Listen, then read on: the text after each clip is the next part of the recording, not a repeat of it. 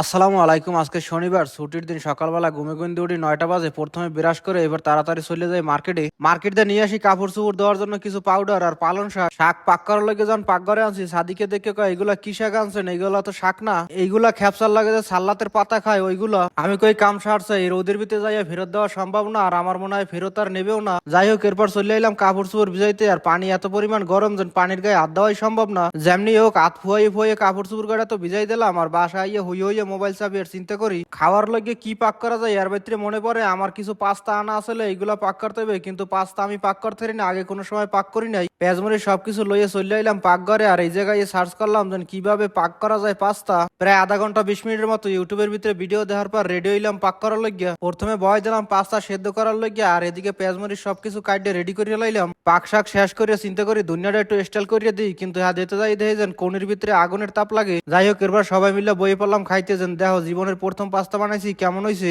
এইদিকে 3 ভাগের 1 ভাগ গ্যাসের নিচেই পড়ে আছে।